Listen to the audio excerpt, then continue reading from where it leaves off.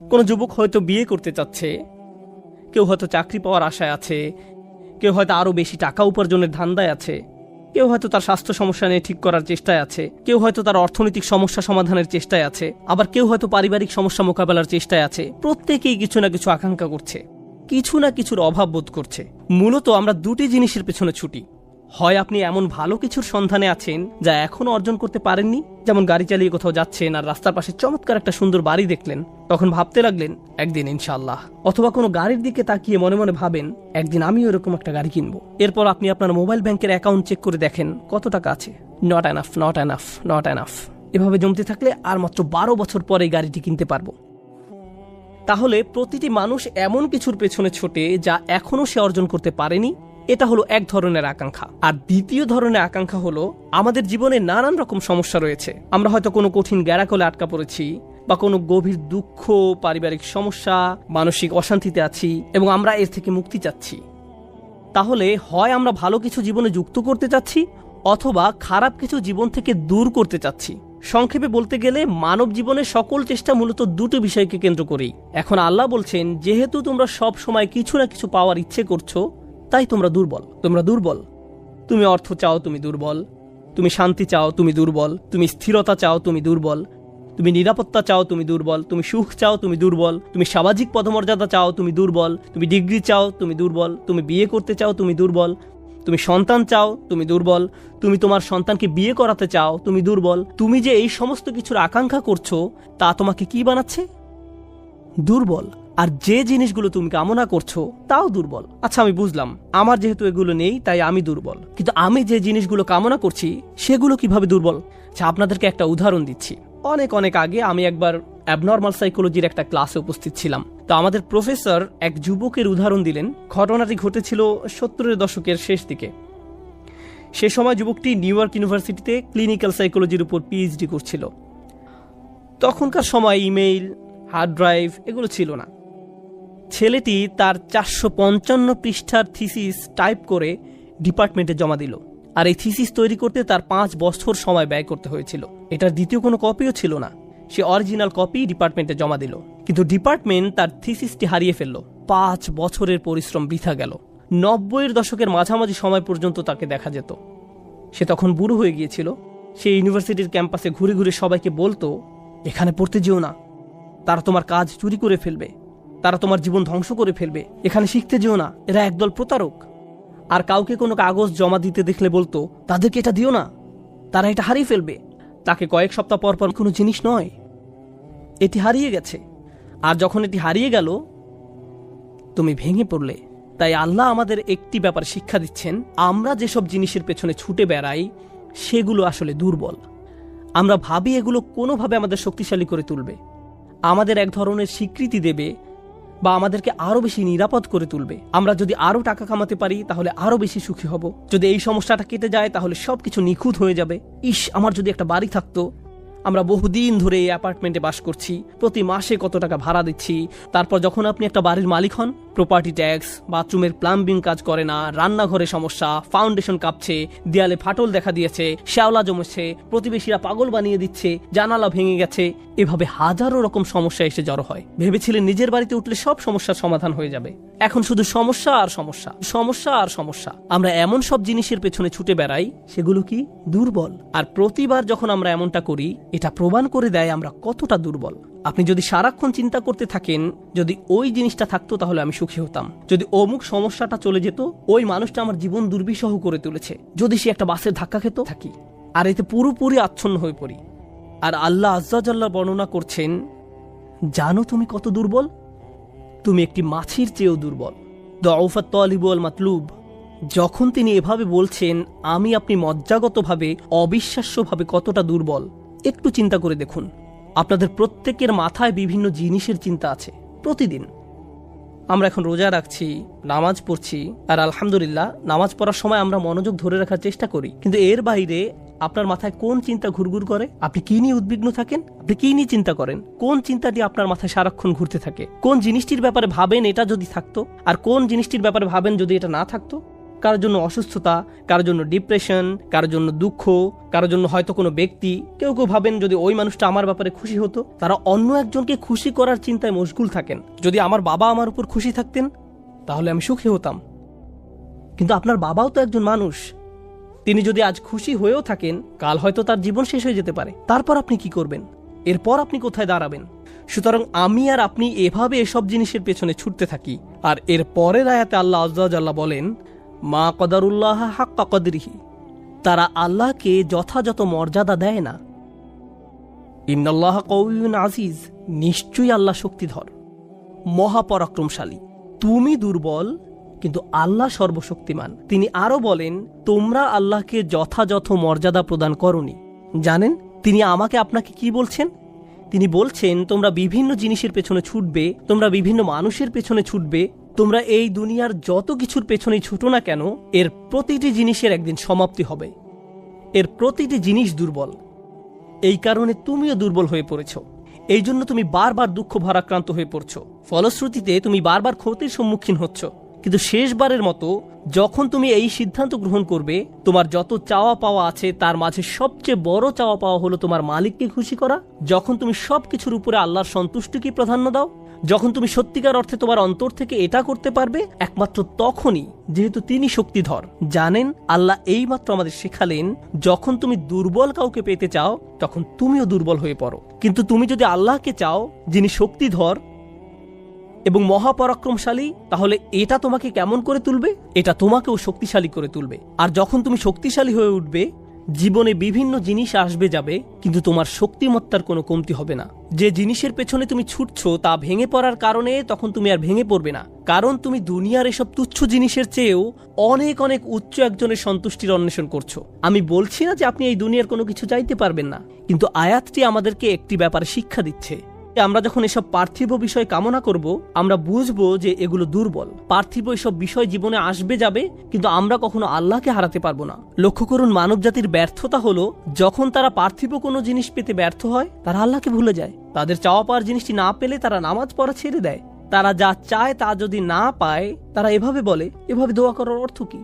তারা যখন তাদের আকাঙ্ক্ষার বস্তুটি পায় না, তখন দুঃখ হতাশা একেবারে ভেঙে পড়ে এবং বলে, আমি তো আল্লাহর সাথে কথা বলার শক্তিও পাচ্ছি না। এমনটি ঘটার কারণ হলো সমস্যায় পড়ার পূর্বে আল্লাহর সাথে তাদের বন্ধন শক্তিশালী হয়ে ওঠেনি। যদি সে বন্ধনটি আগে থেকেই বর্তমান থাকতো, যেমন মূল যদি শক্তভাবে গাঁথা থাকে, তাহলে ঝড় এলে এদিক ওদিক দুলতে থাকে, সম্পূর্ণ ভেঙে পড়ে না, মূলের উপর দাঁড়িয়ে থাকতো। আর ঝড় চলে গেলে আবার ফল দেয়া শুরু করতো। এরকম একটা উপমার কথা কোরআনে অন্যত্র এসেছে, আসলুহা সাবিত ওয়া ফারউহা ফিস সামা। লা ইলাহা ইল্লাল্লাহ হলো এমন একটা বৃক্ষের মতো যার শেকড় মাটিতে এবং শাখা আকাশে উত্থিত। এটাই ঈমানের শক্তি। এই আধ্যাত্মিক শক্তির ধারণাটি আরো পরিষ্কার করার জন্য আমি আপনাদের নিকট একটা উদাহরণ পেশ করব। শক্তিকে আমরা বিভিন্ন জিনিসের সাথে সংযুক্ত করি। আমি বহু বছর আগে একটা ঘটনা নিয়ে কথা বলছিলাম, কিন্তু এখন এটি আমাকে অনুপ্রাণিত করে। যুক্তরাষ্ট্রের নিউ অরলিন্স অঙ্গরাজ্যের একটা পরিবারের একটা ঘটনা। পরিবারটা ছিল অনেক ধনী, তাদের গাড়ি ডিলারশিপের ব্যবসা ছিল, তাদের দোকান ছিল একেবারে সমুদ্র সৈকতের পাশে। তারা দামি দামি গাড়ি আমদানি করত এবং বিক্রি করত। এরপর হ্যারিকেন ক্যাটরিনা আঘাত হানল। ক্যাটরিনা এসেছিল বিশাল জলোচ্ছ্বাস নিয়ে এবং এর ফলে তাদের কেনা সকল গাড়ি ভেসে গেল। একমাত্র লেক্সাস এলএস মডেলের একটা গাড়ি বর্তমান ছিল এবং পরিবারটা এই গাড়িতে করেই হ্যারিকেন আক্রান্ত এলাকা থেকে পালিয়েছিল। দুর্যোগ শেষ হওয়ার কয়েক মাস পরে স্টেটের সবকিছু খুলে দেওয়ার পর আমি আবার তাদের সাথে দেখা করতে গিয়েছিলাম। যে পরিবারটি মাসে প্রায় 2 কোটি টাকা আয় করত, তারাই এখন সেই লেক্সাস গাড়িতে করে পিজা ডেলিভারি দিচ্ছে। পরিবারটি এখন এই কাজ করছে। এক ব্যক্তির পিজা দোকানের জন্য তাদেরকে হায়ার করা হয়েছিল। মা বাবা দোকানে পিজা বানাতো আর ছেলে লেক্সাসে করে সেই পিজা ডেলিভারি দিত। আমি যখন এটা দেখলাম, কল্পনা করতে পারেন অন্য কেউ যদি এরকম পরিস্থিতিতে পড়তো, অন্য কোনো মিলিয়নিয়ার যদি এভাবে দেউলিয়া হয়ে যেত, তাদের কি হতো? তারা সম্পূর্ণ হতাশ হয়ে যেত, মদের বোতল হাতে জীবন পার করে দিত। কারণ তারা মনে করত যা তাদের ছিল তাই তাদের শক্তিশালী করেছে। এখন যেহেতু এই সম্পদ হারিয়ে গেছে, আমার পক্ষে আর এই পরিস্থিতি মোকাবেলা করা সম্ভব নয়, এই ধরনের ক্ষতি সহ্য করা সম্ভব নয়। কিন্তু এই পরিবারের ক্ষেত্রে যখন আমি তাদের সাথে দেখা করলাম, সবাই খুবই শান্ত, নির্বিঘ্ন। বাবার অনেক বয়স হয়েছিল। এই রকম বয়সে এমন ক্ষতির সম্মুখীন হলে মানুষ হার্ট অ্যাটাক করে, উচ্চ রক্তচাপে ভোগে, কিন্তু এই মানুষটা সম্পূর্ণ শান্ত। তো আমি তাকে জিজ্ঞেস করলাম, কিভাবে এটা সম্ভব? আমি এমনকি আমার প্রশ্ন করাও শেষ করতে পারিনি, আমি শুধু বললাম কিভাবে। তিনি হেসে উঠলেন।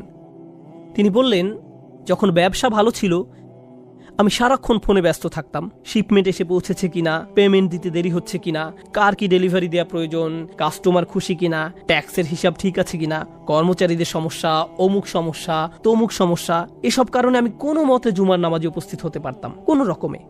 কিন্তু এখনও তো টেবিলে খাবার আছে, এখনও তো আমাদের মাথার উপর ছাদ আছে, আর এখন আমি নিশ্চিন্তে মসজিদে গিয়ে নামাজ আদায় করতে পারি। আর সকালে ঘুম থেকে উঠে আমাকে কিচ্ছু নিয়ে ভাবতে হয় না, একমাত্র আমার রবকে মনে করা এবং তার কৃতজ্ঞতা জ্ঞাপন করা ছাড়া। আমার আসলে মনে হয় আমার জীবন শেষ হওয়ার পূর্বে আল্লাহ আমাকে সহজ জীবনের এই নিয়ামত দান করেছেন। সেই বাবা এটাই বলেছিলেন, কোনো সাধারণ মানুষের পক্ষে এভাবে কথা বলা সম্ভব নয়।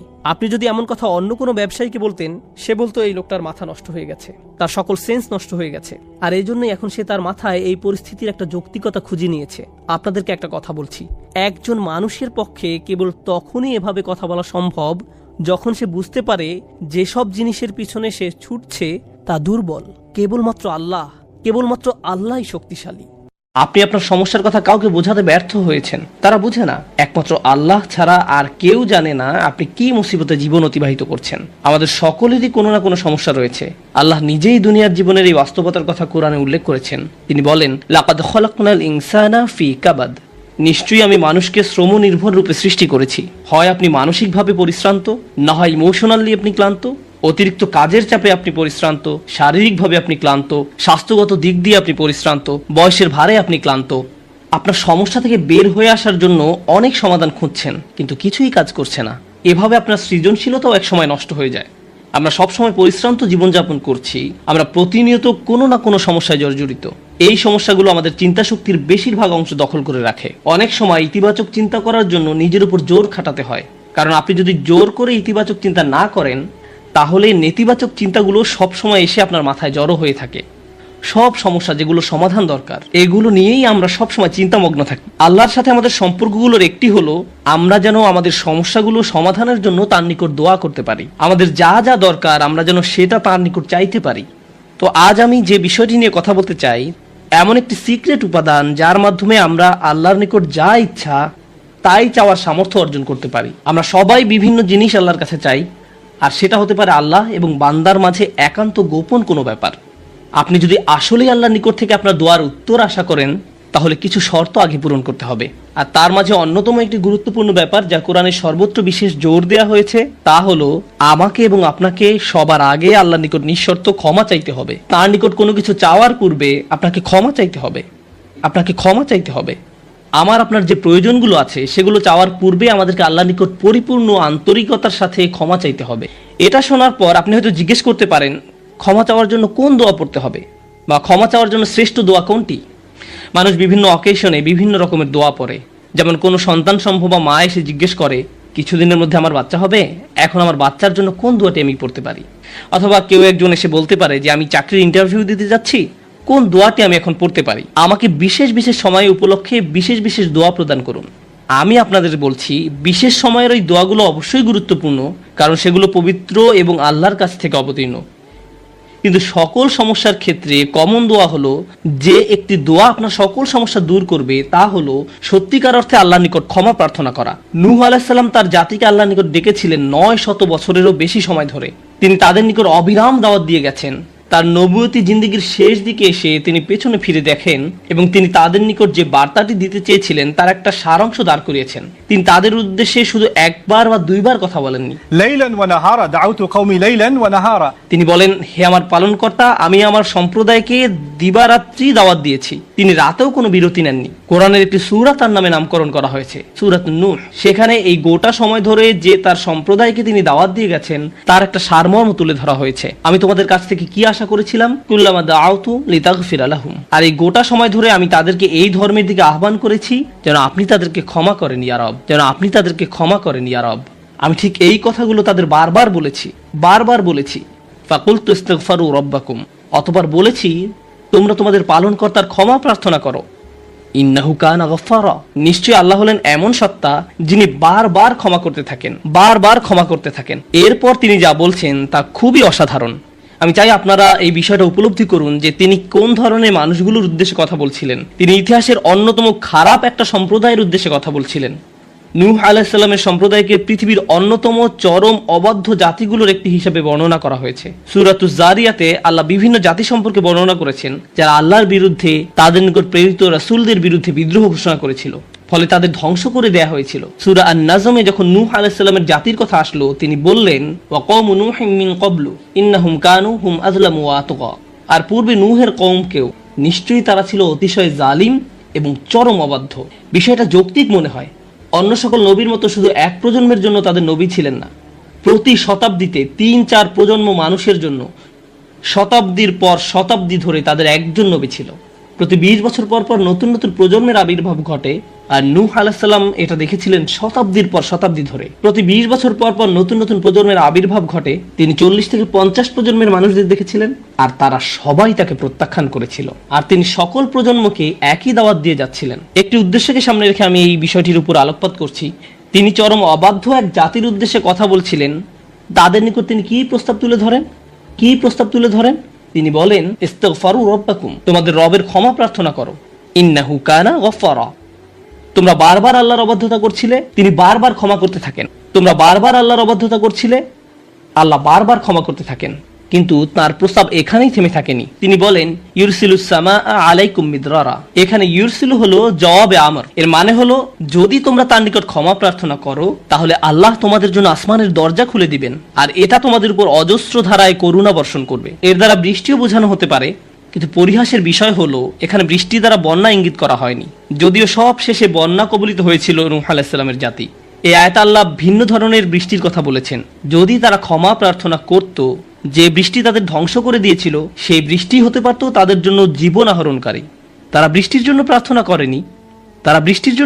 করেনি, আর আল্লাহ তাদের বলছেন ক্ষমা প্রার্থনা করতো যদি তারা, তোমরা যদি ক্ষমা প্রার্থনা করো, আকাশের দরজা তোমাদের জন্য খুলে দেওয়া হবে, আর তা বৃষ্টি বর্ষণ করতে থাকবে। আল্লাহ বলেননি যে পানি বর্ষিত হবে, তিনি বলছেন আকাশ বর্ষণ করবে। কারণ আকাশ শুধু বৃষ্টি নয়, আরো রহমত বর্ষণ করতে পারে। আকাশ থেকে ক্ষমা আসে, আকাশ থেকে প্রশান্তি আসে, বিশ্বাস আসে, রিজিক আসে, সমস্যার সমাধান আসে আসমান থেকে। তিনি তোমাদের জন্য আকাশ খুলে দিবেন, আর আকাশের সকল সম্পদ তোমাদের উপর অঝোর ধারায় বর্ষিত হতে থাকবে। আর তোমরা এতদিন রহমতের ভাগিদার হতে পারছিলে না, কারণ তোমরা ক্ষমা প্রার্থনা করনি। তাই এখন ক্ষমা চাইলে এটা খুলে যাবে। একটা একটা করে আপনার সমস্যাগুলোর কথা আল্লাহকে বলেন। আপনার এমনও সমস্যা থাকতে পারে যেটার কথা আপনি নিজেও জানেন না, কিন্তু আল্লাহ জানেন। আমি আর আপনি যদি সত্যিকার অর্থে আল্লাহ নিকট ক্ষমা চাইতে পারি, তাহলে ওই অজানা সমস্যাগুলো স্বর্গীয় হস্তক্ষেপে সমাধান হয়ে যাবে। ইউরসিলুস সামা আলাইকুম মিদরারা। আল্লাহ সুবহানাহু ওয়া তাআলা এখানেই থেমে যাননি। আপনি কার জন্য ক্ষমা চাচ্ছেন? আপনার নিজের জন্য। ইস্তাগফিরু রাব্বাকুম, তোমরা নিজেদের জন্য ক্ষমা প্রার্থনা করো। আল্লাহ বলেন ওয়ায়ুমদিদকুম বিআমওয়ালি ওয়া বানিনা, তোমাদের ধন সম্পদ, তোমাদের সন্তান সন্ততি বাড়িয়ে দেওয়া হবে। তিনি ধন সম্পদ এবং সন্তান সন্ততি দিয়ে তোমাদের ঐতিহ্যকে সমৃদ্ধ করে দিবেন। এমন সম্পদ নয় যা আপনাকে আল্লাহর কাছ থেকে দূরে সরিয়ে দিবে, কারণ এই টাকা দেওয়ার কথা এসেছে আপনার ক্ষমা চাওয়ার প্রেক্ষাপটে। তিনি আপনাকে ভালো অর্থ দিবেন যা আপনার জন্য দুনিয়াতে এবং পরকালে কল্যাণ নিয়ে আসবে। তিনি আপনাদের ভালো সন্তান দান করবেন যারা আপনার জীবিত থাকা অবস্থায় ভালো কাজ করবে, তারা আপনাদের সম্মান করবে, ভালোবাসা দেখাবে, আনুগত্য করবে, আপনি তাদের দেখে গর্বিত হবেন। এমনকি আপনি এই দুনিয়া ছেড়ে চলে গেলেও তারা ভালো কাজ করতে থাকবে, যা সাদাকায়ে জারিয়া হিসাবে আপনার আমলনামায় এসে যোগ হবে। আল্লাহ আপনাকে এই সব কিছু দান করবেন। প্রসঙ্গত এই দুই শব্দ অর্থ এবং সন্তান সন্ততি। ইন্নাহুম আসাউনি ওয়াত্তাবাউ মান লাম ইয়াজিদহু মালুহু ওয়া ওয়ালাদুহু ইল্লা খাসারা। আমার সম্প্রদায় আমাকে অমান্য করেছে আর অনুসরণ করেছে এমন লোককে যার অর্থ ও সন্তান সন্ততি কেবল তার ক্ষতি বৃদ্ধি করেছে। কিন্তু আপনার ক্ষমা চাওয়ার পরে আল্লাহর পক্ষ থেকে যে ধন সম্পদ এবং সন্তান সন্ততি আসে, তা আপনার জন্য শুধু কল্যাণই নিয়ে আসে। একই ধন সম্পদ এবং সন্তান সন্ততি, পার্থক্য হলো এখন তাদের উপর আল্লাহর ক্ষমা ও রহমত রয়েছে। বিষয়টা এমন যেন তারা দূষিত হয়ে গিয়েছে, যতক্ষণ না আল্লাহ তার ক্ষমার মাধ্যমে তাদের পরিশুদ্ধ করেন। আল্লাহর নিকট ক্ষমা প্রার্থনা করলে কত শত পথ আপনার জন্য খুলে যাবে। আসমানের দরজা আপনার জন্য এমন ভাবে খুলে যাবে যে আপনি কল্পনাও করতে পারবেন না। আপনি সবকিছু আরো ভালোভাবে বুঝতে পারবেন। আপনার ব্যক্তিগত সমস্যাগুলো দূর হতে শুরু করবে। উদাহরণস্বরূপ রাগের কথা ধরা যাক। রাগ হওয়া থেকে মুক্তি পাওয়া আসলেই অনেক কঠিন। বহু মানুষ খুবই সমস্যাপূর্ণ জীবনযাপন করে, খুব অল্পতেই রেগে যান, কিছু একটা তাদের সামান্যতেই ক্রোধান্বিত করে, আর তারা এর সাথে লড়াই করতে পারেন না। তারা তাদের এই সমস্যাটা বুঝতে পারেন, কিন্তু নিজের কাছে অসহায় হয়ে পড়েন এবং মনে মনে ভাবেন, না, আমার পক্ষে এই রাগ হওয়া থেকে মুক্তি পাওয়া সম্ভব না। হুদাইবিয়ার সন্ধির সময় সাহাবীরা খুবই রাগান্বিত হয়ে পড়েছিলেন। তাদের রাগ দূর করা সম্পর্কে আল্লাহ কি বলছেন? তিনি বলছেন, ওয়া আনজালাস সাকিনাতা ফি কুলুবিল মুমিনিন, তিনি আকাশ থেকে বিশ্বাসীদের অন্তরে প্রশান্তি নাজিল করলেন। প্রশান্তি আমাদের নিজেদের কাছ থেকে আসে না, আমরা নিজেদের প্রশান্ত করতে পারি না। মুসা আলাইহিস সালামের মা ভয়ে টেনশনে প্রায় মারা যাচ্ছিলেন, যখন তার ছোট শিশু একটা বক্সে বন্দি করে পানিতে ভাসিয়ে দিলেন। লাউলা আর রাবাতনা আলা কলবিহা, যদি আমি তার হৃদয়কে দৃঢ় করে না দিতাম। তার নিজের পক্ষে সে অন্তরকে দৃঢ় করা সম্ভব ছিল না। ঐশ্বরিক হস্তক্ষেপ বলে এটা ব্যাপার আছে। আল্লাহ তার অন্তরকে দৃঢ় করেছিলেন, যা আমাদেরকে আমাদের ব্যক্তিগত দুর্বলতা এবং প্রবণতা থেকে সুস্থ হতে সাহায্য করে। কিছু কিছু মানুষ অশ্লীলতার প্রতি খুবই আকৃষ্ট হয়ে পড়ে, কেউ কেউ ক্রোধ নিয়ন্ত্রণ করতে পারে না, আবার কেউ কেউ মারাত্মক লোভী, সবসময় শুধু টাকা পয়সা নিয়ে চিন্তামগ্ন থাকে। তারা এইসব থেকে বের হয়ে আসতে চায়, কিন্তু নিজেদের সাথে যুদ্ধ করে পারে না। এই সব সমস্যার সমাধান আসে আল্লাহর পক্ষ থেকে।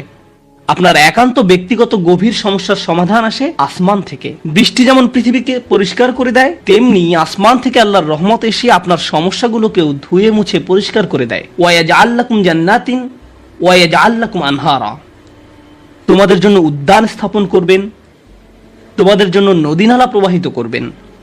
অর্থাৎ আল্লাহ বলছেন, যদি শুধু ক্ষমা চাও সবই দিব।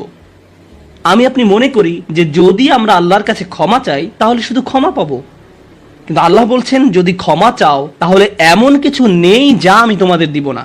বিষয়টা এমন যে আপনি ইচ্ছা করলে এক এক করে বিভিন্ন জিনিস চাইতে পারেন, অথবা শুধু ক্ষমা চান তাহলে সবই পাবেন। কি আর বাকি থাকে? অর্থ, সন্তান সন্ততি, আপনার সকল সমস্যার সমাধানে আকাশ খুলে যাবে, বাগান, নদী, সবকিছু আপনার জন্য প্রস্তুত। মানুষ সাধারণত মনে করে যে যদি তার আল্লাহর ক্ষমা চায় তাহলে এটা শুধু তাদেরকে পরকালে সাহায্য করবে, কিন্তু এই আয়াতগুলো আমাদের বলছে না। এই আয়াতগুলো আমাদেরকে বলছে যে না, আল্লাহ শুধু আমাদেরকে পরকালেই সাহায্য করবেন তা নয়, তিনি আমাদেরকে এই দুনিয়াতেও সাহায্য করবেন। একবার হজের কথা চিন্তা করুন। আমার আপনার জন্য হজের সবচেয়ে বড় অনুপ্রেরণা হলো আমাদের অতীতের সকল গুনাহ মাফ করে দেওয়া হবে। আমরা নতুন করে আবার শুরু করতে পারবো। যে কাপড়ে আপনি কবরে শায়িত হওয়ার কথা, সেরকম একটি কাপড়ে আপনি হজে যান। এমনকি হজের সময় যখন আমরা মার্চ করি, সে সম্পর্কে বলা হয়েছে, সুম্মা আফিদু মিন হাইসু আফদান নাস ওয়াস্তাগফিরুল্লাহ, অতঃপর তোমরা প্রত্যাবর্তন করো যেখান থেকে মানুষরা প্রত্যাবর্তন করে, এবং আল্লাহর কাছে ক্ষমা চাও। হজের মূল বিষয় হলো আল্লাহর নিকট ক্ষমা চাওয়া, এটাই হজের মূল উদ্দেশ্য। আর সেই হজের সময় আমরা কি দোয়া করি? রব্বানা আতিনা ফিদ দুনিয়া হাসানা ওয়া ফিল আখিরাতি হাসানা ওয়া ফিল আখিরাতি হাসানা। প্রতিটি তাওয়াফে একই দোয়া পাঠ করা হয়, যা কোরআনে মাজিদে এসেছে। রব্বানা আতিনা ফিদ দুনিয়া ওয়া ফিল আখিরা ও রব্বানা আতিনা ফিদ দুনিয়া হাসানা ওয়া ফিল আখিরাতি হাসানা। আমাদেরকে এই দুনিয়ার কল্যাণ এবং পরকালের কল্যাণও দান করুন। অন্য কথায়, এই দুনিয়ায় আমাদেরকে এমন কল্যাণ দান করুন যা পরকালের কল্যাণকে নিশ্চিত করবে। এরকম কিছুর অস্তিত্ব রয়েছে, আর এই সব কিছু আমরা তখনই পাবো যখন আমি আপনি আন্তরিকতার সাথে আল্লাহর নিকট ক্ষমা চাইব।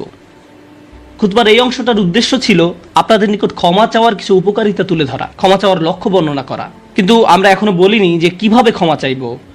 কেউ কেউ কৃত্রিম উপায়ে ক্ষমা চায়, আস্তাগফিরুল্লাহ আস্তাগফিরুল্লাহ আস্তাগফিরুল্লাহ। কারো কারো জন্য এটা এত নকল যে একবার আলী রাদিয়াল্লাহু তাআলা আনহু একজনকে এরূপ করতে দেখে বললেন, তোমার ইস্তেগফারেরও ইস্তেগফার প্রয়োজন, এর মাধ্যমে শুধু জিহ্বার ব্যায়ামই হয়, আর কিছু না। আমি এখন আপনাদের এমন একটি বিষয়ের কথা বলবো যা আমাদেরকে আল্লাহর নিকট ক্ষমা চাওয়া থেকে বিরত রাখে। বিষয়টা একজনের কাছে কতটুকু প্রত্যাশা করা হয় তার সাথে সম্পর্কযুক্ত। কিছু কিছু মানুষ মনে মনে এই সিদ্ধান্তে উপনীত হয়ে যায় যে আমি সারা জীবন ধরে অসংখ্য পাপে নিমজ্জিত ছিলাম, আল্লাহ মনে হয় আমাকে খুব একটা পছন্দ করেন না। কোনো কোনো মানুষ এমনকি এতদূর পর্যন্ত চলে যায় যে বলে ওঠে, আল্লাহ আমাকে পছন্দ করেন না, আল্লাহ আমার উপর খুবই রাগান্বিত। আমি জানতাম আল্লাহ এই কাজগুলো আমাকে করতে নিষেধ করেছেন, কিন্তু তারপরেও আমি করেছি। শুধু একবার নয়, বহুবার এই খারাপ কাজগুলো করেছি। সুতরাং আল্লাহর ভালো মানুষের তালিকায় আমি নেই, আমার নামাজের কোনো দাম নেই। মানুষ যখন নিজের সম্পর্কে এইরকম ধারণা পোষণ করে, তখন সে কি করে জানেন? আমি তো খুবই খারাপ মানুষ। আপনি কি আমার জন্য একটু দোয়া করতে পারবেন? কারণ আমি ইতোমধ্যে দোয়া করার যোগ্যতা হারিয়ে ফেলেছি। এখন আপনাকে আমার জন্য দোয়া করতে হবে, কারণ আমি আশা করছি আল্লাহ অন্তত আপনার দোয়া কবুল করবেন। এতে হয়তো আমার একটা সুযোগ তৈরি হতে পারে, কারণ আমার কথা তিনি শুনবেন না। আপনাদেরকে আবার একটু পিছনে নিয়ে যাই। নূহ আলাইহিসসালাম কাদের কাছে আল্লাহর নিকট ক্ষমা চাওয়ার এই প্রস্তাব তুলে ধরেছিলেন? নূহ আলাইহিসসালাম কি এমন মানুষদের নিকট এই প্রস্তাব তুলে ধরেছিলেন যারা সারা রাত মসজিদে কাটাতো, যারা প্রতি বছর হজ পালন করতে যেত, রোজা রাখতো এবং অন্যান্য সৎ কাজ করত? না, নূহ আলাইহিসসালাম ক্ষমা পাওয়ার এই প্রস্তাব তুলে ধরেন ইতিহাসের অন্যতম একটি বিদ্রোহী সম্প্রদায়ের প্রতি, যারা প্রজন্মের পর প্রজন্ম ধরে বিদ্রোহী ছিল।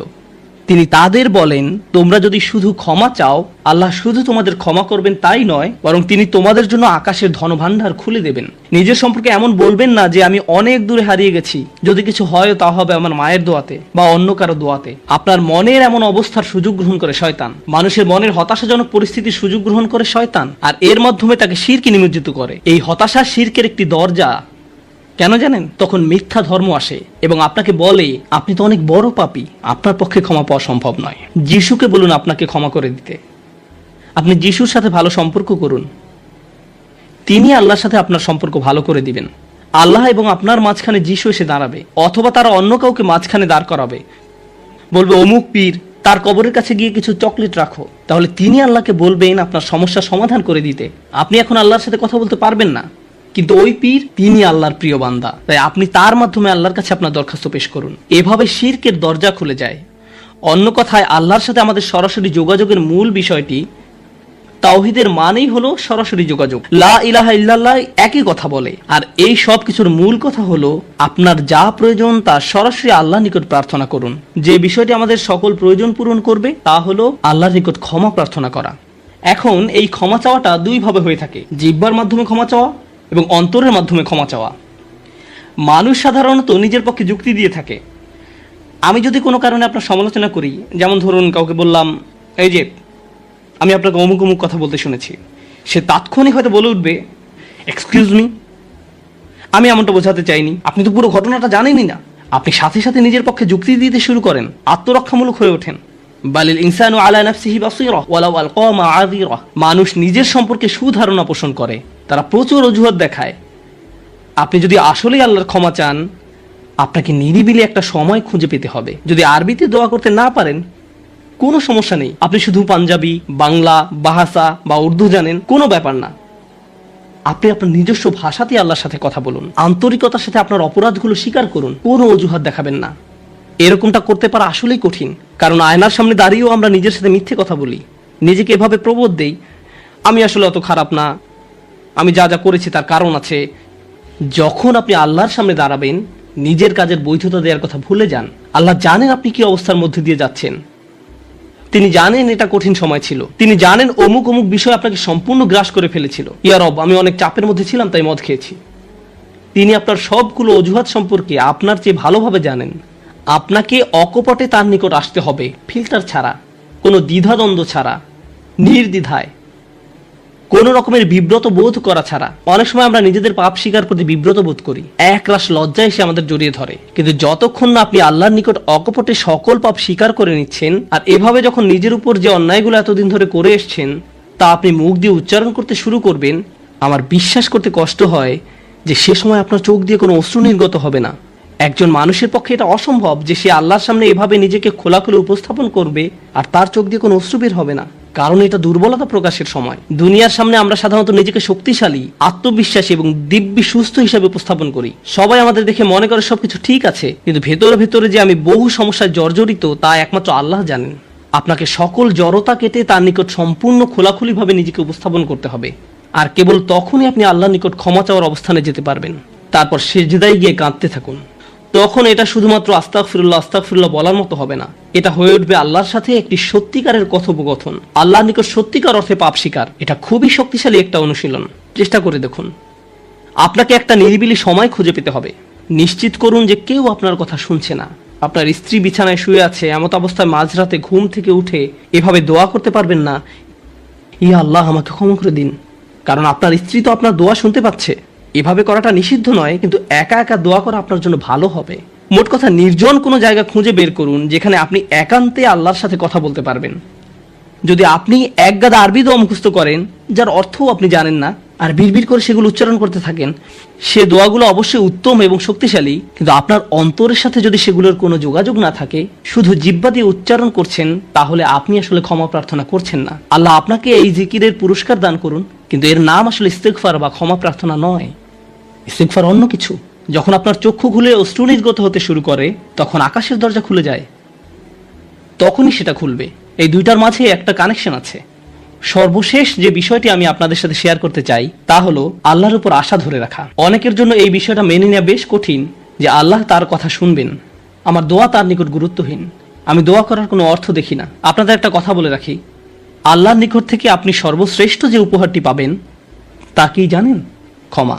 এটাই সর্বশ্রেষ্ঠ উপহার। আপনি এটার মূল্য উপলব্ধি করুন আর নাই করুন, আর যা কিছু আল্লাহ আপনাকে দিবেন বলেছেন এর সবই অতিরিক্ত। আপনাদেরকে একটা উদাহরণ দেই। আমার অনেকগুলো সন্তান আছে। ধরুন আমার এক সন্তানের উপর আমি খুবই অসন্তুষ্ট, সে কোনো একটা অন্যায় করেছে, আমি খুবই রাগান্বিত হয়ে আছি, আমার বিশ্বাস করতে কষ্ট হয় যে তুমি এটা করেছো। এভাবে আমি তাকে কিছুটা বকাঝকা করলাম, তোমার এটা বলা উচিত হয়নি, তোমার এটা করা উচিত হয়নি। তারপরের দিন অন্য এক সময় আমার জন্য তার কিছু একটা করার কথা, যেমন আমার জন্য একটা কার্ড বানানোর কথা যাতে লেখা থাকবে বাবা আমি তোমাকে ভালোবাসি। সে জিনিসটা আঁকলো, কিন্তু তারপর কি মনে করে এই কাগজটা টুকরা টুকরা করে ময়লার বক্সে ফেলে দিল। এটা দেখে তার অন্য ভাই বলল, তুমি এটা ফেলে দিলে কেন? জবাবে সে বলল, বাবা আমার উপর খুবই রাগান্বিত, তিনি এটার প্রতি কোনো গুরুত্ব দিবেন বলে মনে হয় না। আমি যদি জানতাম যে সে বিষয়টাকে এভাবে দেখছে তাহলে আমি কি করতাম? আমি কি এভাবে বলতাম যে হ্যাঁ ফেলে দাও? না, বরং আমি আবেগে কেঁদে ফেলতাম। কিভাবে তুমি ভাবতে পারলে যে আমি তোমাকে আর ভালোবাসি না? হ্যাঁ তুমি অন্যায় করেছো, তুমি ভুল করেছো, কিন্তু তুমি এখনো আমার সন্তান। তুমি 1000 বার ভুল করলেও আমি তোমাকে ভালোবাসবো। আমাকে ওই কার্ডটি দাও, আমি সেটা ফ্রেমে বাঁধিয়ে রাখবো, ময়লার বাক্স থেকে নিয়ে গ্লাসে আটকিয়ে রাখবো, সারা জীবন ধরে যত্ন করে রাখবো। কেন? কারণ আমি আমার সন্তানদের ভালোবাসি, তারা যতই ভুল করুক না কেন, এমনকি যদি তাদের আচরণ আমাকে রাগান্বিতও করে। এটা শুধু আমি এবং আমার সন্তানদের সম্পর্ক। কিন্তু আমি আমার আর সন্তানদের নিয়ে কথা বলছি না। এই উদাহরণের মাধ্যমে আমি কথা বলছি আমার এবং আল্লাহর সম্পর্ক নিয়ে। আমি ভুল করি, আল্লাহ এমনকি আমাকে বকাঝকাও করেন না। আমি ভুল করার কারণে তিনি আমার উপর বজ্রপাত করেননি, তিনি আমাকে জাহান্নামে নিক্ষেপ করেননি, তিনি আমার হার্টবিট বন্ধ করে দেননি।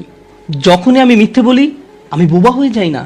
প্রতিবার হারাম কিছু খেয়ে ফেলার কারণে আমার হাত অবশ হয়ে যায় না, হারাম কিছুর দিকে তাকানোর কারণে আমি অন্ধ হয়ে যাইনি। তিনি এখনো দিয়েই যাচ্ছেন। আর আমি কিনা চিন্তা করতে শুরু করলাম যে আল্লাহ আমাকে আর ভালোবাসেন না।